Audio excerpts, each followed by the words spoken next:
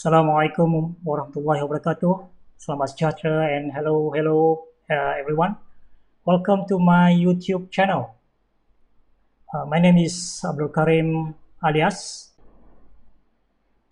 Well, recently I've been sharing videos on online teaching and online learning because of the situation now where everyone has to go online.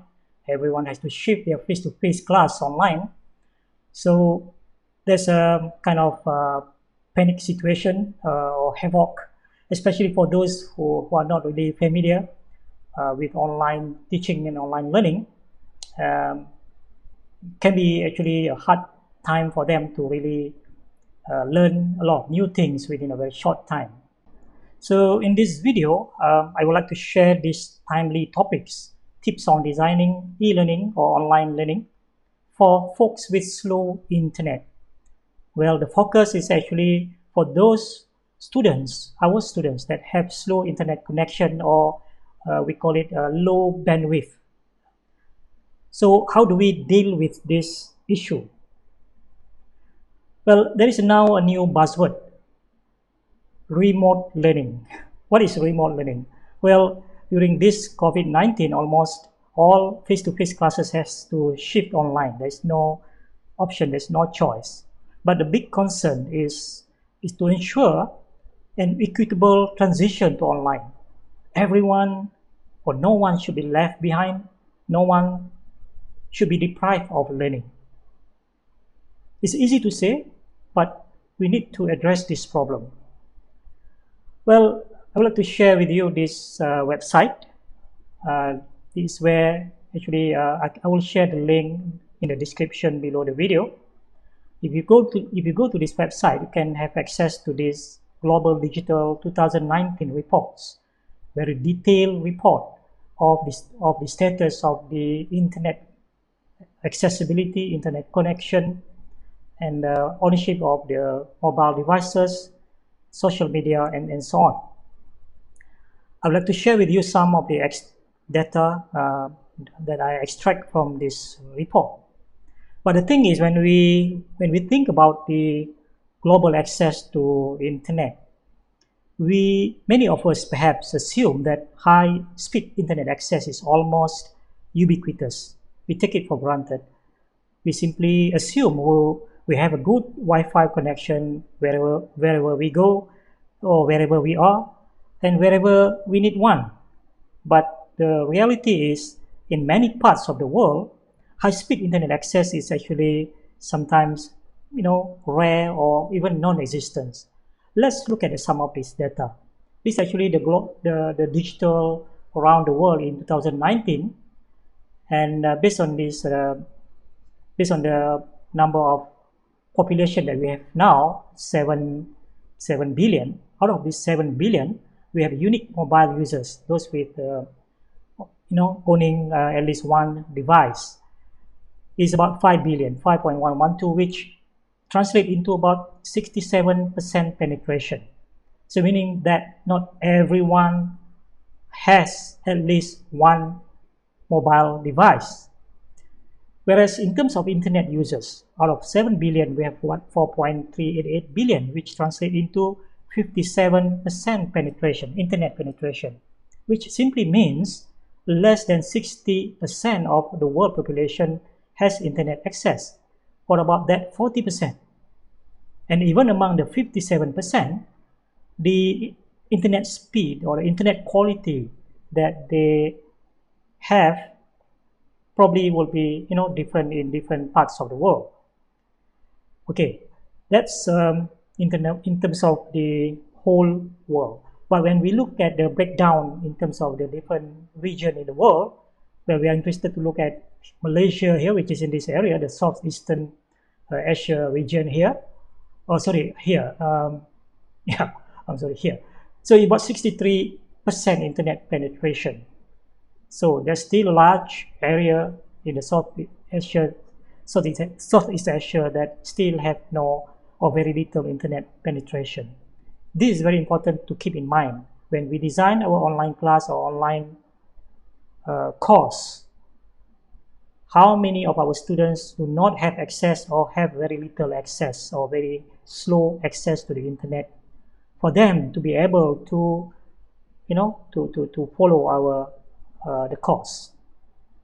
Now, when we look at in terms of speed, this is actually the fixed line, the fixed internet connection, and we can see here Malaysia is somewhere in the middle, about 63.5 Mbps. Whereas in terms of the mobile internet connection speed, we are shifted towards the end here, which is about 19.9, about less than 20 Mbps. The question is this sufficient? Is this sufficient for our students to have access, comfortable access to our course online? Now, when we talk about online class, when we teach our face-to-face class and shift to online, basically when there are two modes of online or how we can conduct our course online. So the approach to online learning, basically there are two modes. One is called synchronous and the other one is called asynchronous learning. Now let me share the infographic that I've prepared here, approaches to online learning. So online class should be designed to have a good balance between synchronous and asynchronous learning. Well, a good balance with the assumption that everyone will have good access to high bandwidth, high internet connection. But now we have to consider about those who are less fortunate, that have low internet speed or low bandwidth. But what is synchronous and asynchronous? So there's a comparison here in this infographic. Again, I will provide a link for you to download this infographic in the link below the video. Yeah. Okay. Basically, synchronous simply means live online session, just like the live webinar, but usually by streaming. So maybe you have watched live streaming on YouTube or Facebook. But this kind of live online session always require the high bandwidth or high internet connection speed. Otherwise, it won't, go on smoothly. Whereas the asynchronous simply means not live or not live streaming, but more online learning on demand, which simply means the students will log into the learning platform at their own time, but the facilitator or the lecturer or the teacher is not there to help them, to guide them in real time. That's basically the simple difference between synchronous and asynchronous. So there's an explanation here about the difference between asynchronous and synchronous. Okay, now when we talk about how do we design our online course for these two modes, I have given some example here. So these are the different types of learning activities that we can design for both modes. I'm not going to go through each one of these, but you can have the infographic you can download. But my focus in this presentation is more on this asynchronous mode. Because when we talk about low internet connection speed or low bandwidth, we want to cater for those who have very low connection or low bandwidth. So we want to do more of asynchronous mode rather than synchronous mode. Less of this, but more of this. I would say maybe almost like 90% or 80% would be in the asynchronous mode to ensure majority of our students are able to follow the course online. So these are some of the examples, and among these examples, actually, there are a few from this selection that is more suited or more suitable for the low internet connection or the low bandwidth. So when we conduct online course, I think we need, as a teacher or as the facilitator, we need to have more empathy. We need to put ourselves in the student's position. If we are the student with, very basic smartphone and very low internet speed, how do we actually react in that situation? So the empathy is very important. Imagine you are the student in this picture. Imagine how agonizing that he feels if the internet speed is very, very slow and he's trying very hard to follow the online class. Sometimes just to download a small app or a small document, PDF document, it takes ages. So when we talk about online class or online learning, when we look at our students, actually we can divide them into 3 groups.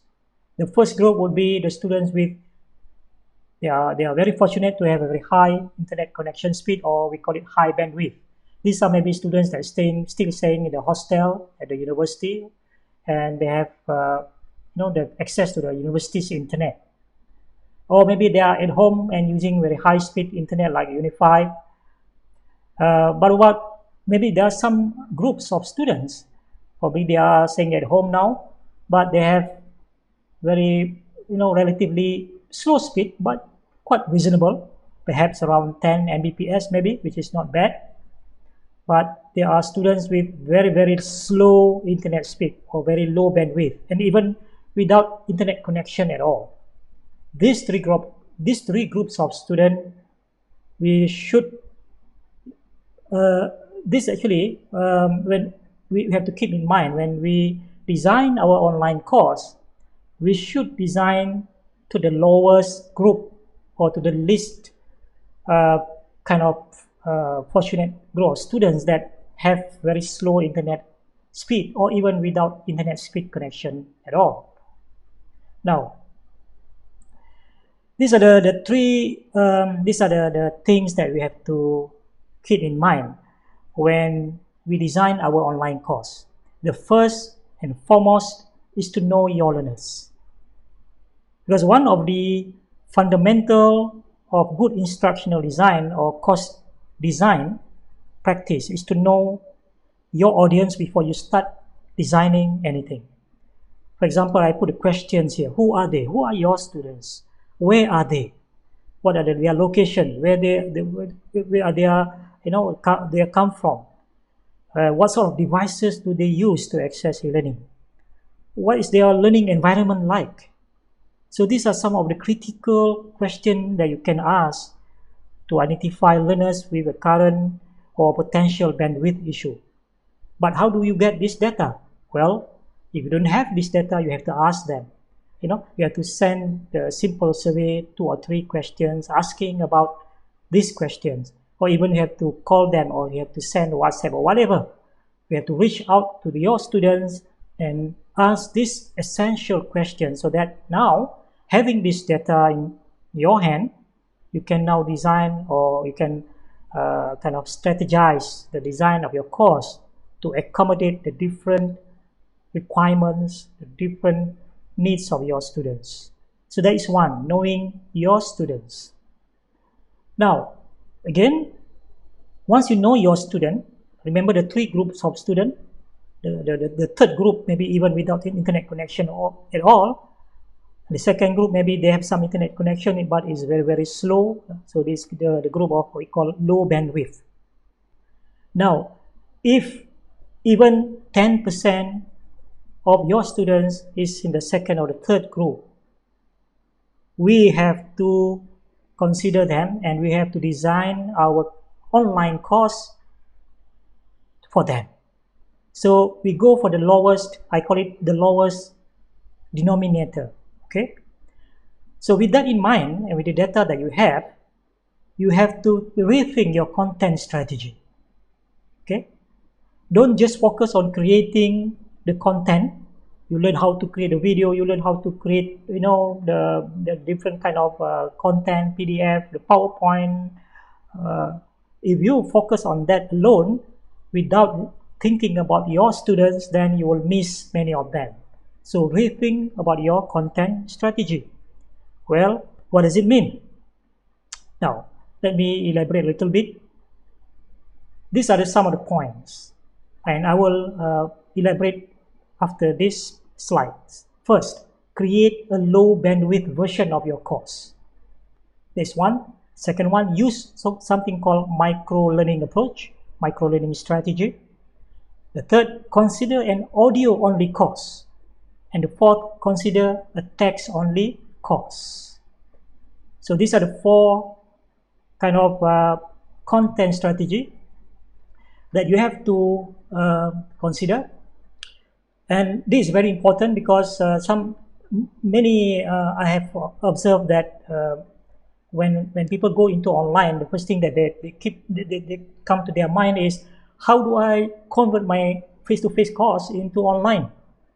How do I create a video? How do I create the slides? How do I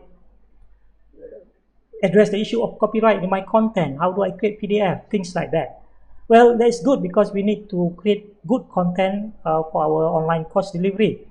But don't forget our students. So that's what I'm going to elaborate in the next few slides on the content strategy, because to me, that's something that is very, very critical.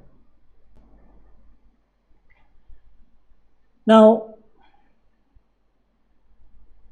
the first thing from the 4 points just now in terms of content strategy, create a low bandwidth version of your course. Okay, how do we do that? Now, when we look at the lowest internet connection, even at the lowest, I would say, even around 5 Mbps, between 2 to 5 Mbps, students would be able to access their WhatsApp or Telegram. These are the two social media kind of platform or social media communication application that widely used by students. Okay, so using this application, we can use this content strategy to deliver or to design our online lesson using WhatsApp or Telegram. Which one you feel more comfortable? Okay, so I have actually produced a few videos on this. The first one is teaching using WhatsApp or Telegram in COVID-19 time, delivering low bandwidth content to everyone with a phone but with poor internet connection. So again, I'm sharing the link to this video below this video in the description. Okay, so you can watch this video and you can see how you can create the WhatsApp or Telegram strategy to create your lesson and deliver your lesson. I have also another video creating a short lesson using WhatsApp Telegram. Basically, in this video, I've shown how to create a complete short lesson. We are talking about breaking the big lesson into a short lesson around 10 to 15 minutes, but it's a complete lesson where you have different kind of contents, you have learning activities, you have some form of short assessment as well. So please watch this video. Again, the link you can find in the description below.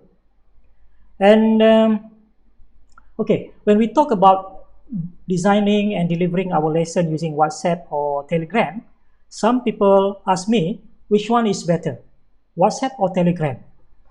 Well, I'm not using Telegram very much, but according to some people, actually, when we compare between WhatsApp or Telegram in terms of teaching online or teaching the students, it seems that the Telegram has some advantages. I find this article 11 reasons why you should use Telegram instead of WhatsApp. Okay, let me show this article on the Medium blog platform. So this is the one, 11 reasons why you should use Telegram instead of WhatsApp. So I will share the link. This is actually a very good article. Among other things, why Telegram is better, unlimited server storage, media compression, group member number capacity, username feature, channels, multi-platform support, secret chat, bots like chatbots, voice call, send any kind of file, multiple sessions. So those are the 11 good reasons to use Telegram instead of WhatsApp. So I'll give the link to this article in the description below the video. So it's up to you which one you prefer to use between the WhatsApp or the Telegram. Okay. Now, the first content strategy just now is to deliver your content or your lesson through WhatsApp or Telegram, and it is possible. Okay, the second one is actually to use microlearning. What is actually microlearning? Well, if you think about it, it's actually helpful actually when you talk about big your course. You can break down into smaller chunks to support comprehension and retention of information. So sometimes this is called microlearning or bite-sized learning, which simply defined by Grovo, one of the microlearning platform, as a process of learning through short, digestible, and well-planned units.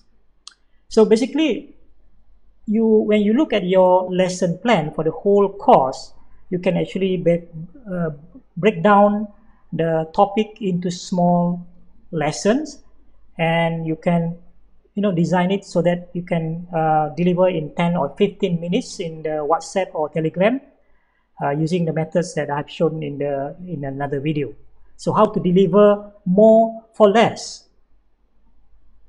And this is actually very, very good because it's we know there's the young generation, the millennial generation of our learners, our students, they have a very short concentration span.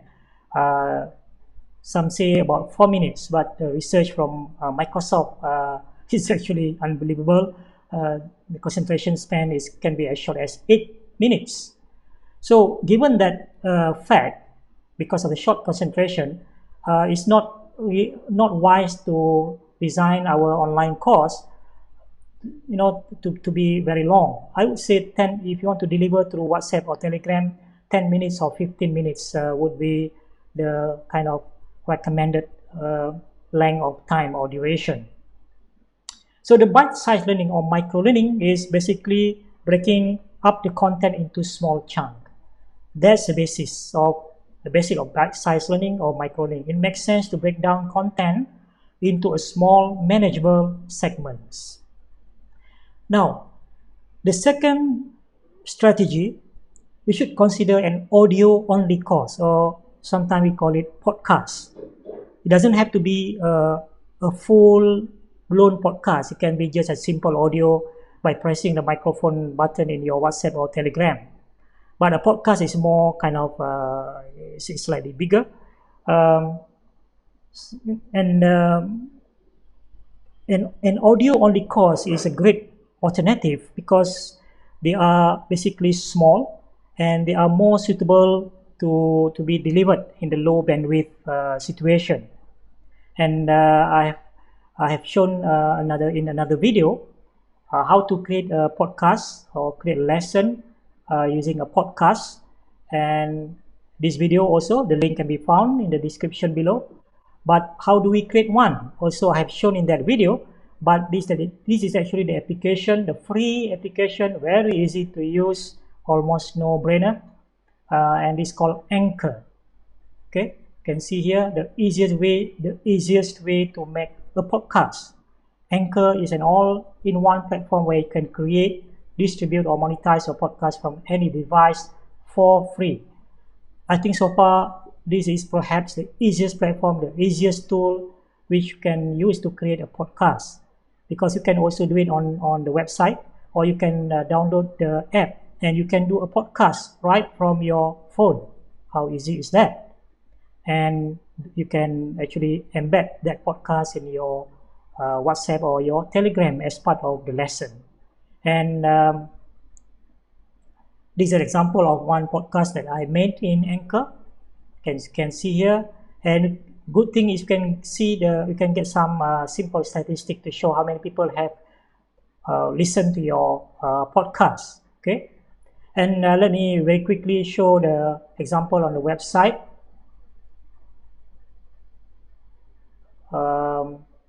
Yeah, this is the website of Anchor, and this is my podcast. Let me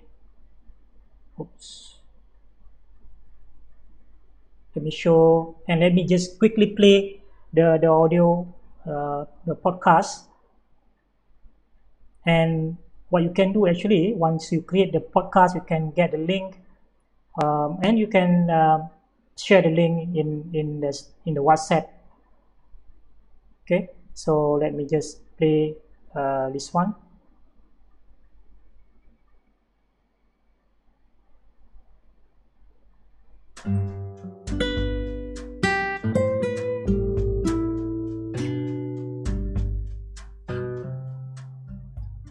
Why students forget and what you can do about it. This is a very interesting topic and also very important, especially for educators. Okay, you get the idea, right? That's what is podcast, and almost everyone, even those people who say they are not tech savvy, you can easily create the podcast using Anchor application. It's so simple. Well, now the next content strategy, we are still talking about rethink your content strategy for the low bandwidth delivery of your online course or online class. The third one is consider a text-only course. If the internet connection of the students is very, very, very poor, perhaps less than 1 Mbps. Well, even less than 1 Mbps, I would think, they can still, listen to the podcast. But in the case where students have very little connection, so consider text-only course, which you can deliver through the, the message. There's what is called this short message application and so on. So we always have option for this one. Now, what about video? Can we deliver video through WhatsApp or Telegram? Of course, we have done that, right? But then when you deliver video or when you want to integrate video as one of the content in your lesson through WhatsApp or Telegram, be mindful when using video in terms of the size of the video, the file size, as well as the duration of the video. So I have also produced another video on this one. You can find also on YouTube and link below. Choosing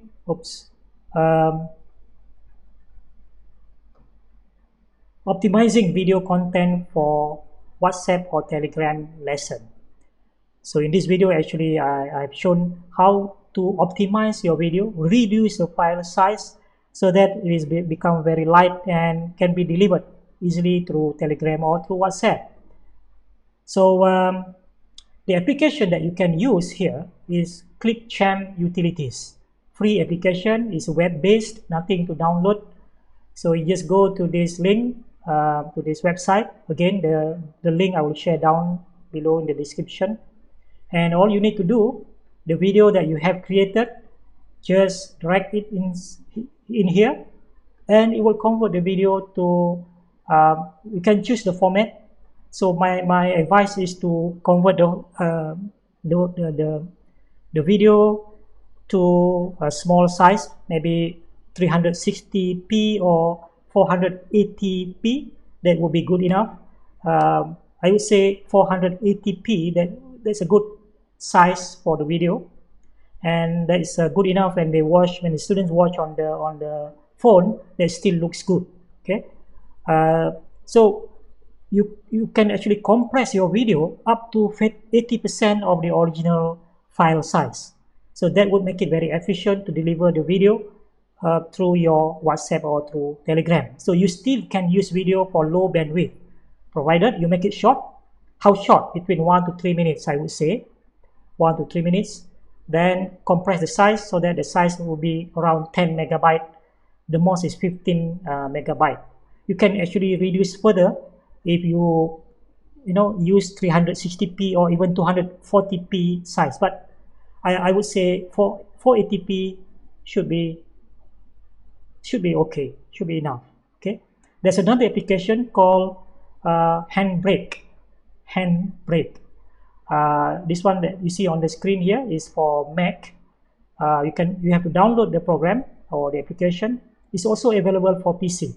So you just Google Handbrake. I will give the link also again in the down below the video. So Handbrake, it's actually a small application you can download to your computer, and you can actually have more control of the setting So you can watch the video on YouTube, or I will make another video. The how small is your video would depend on how you do the setting here. So the setting is actually very important, and it's actually very flexible. You can have more control. You can reduce the size to whatever you want by adjusting the setting here. Okay. All right. So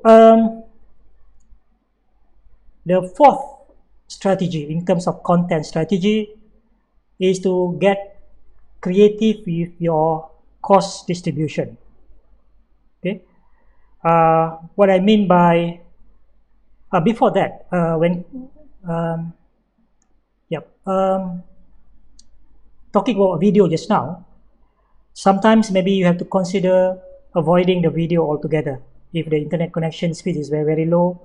Even when you have compressed the video, even you make it very short, and yet your students complain they are not able to watch the video, then in this case maybe you know um, you have to do without video, or maybe use just a picture. What you can do is you can capture the picture, different frame of the video, then you can upload the picture in Telegram or WhatsApp, and then put the text, or you can use the audio. That's another alternative way if the video students are not able to play the video even after compression and so on. Okay. Now, the fourth strategy is to get creative with cost distribution. Okay. The first one just now is get to know your learners. The second, rethink your content strategy. The third is be mindful when using video. And the fourth is get creative with cost distribution. What does it mean by be creative with cost distribution? Well, encourage maybe offline viewing. If the internet connection is almost non-existent or very slow, so maybe you encourage the students to do offline viewing, because in some of authoring tool, if you use some application to develop your lesson, you can actually publish your course in the web format, in the HTML format.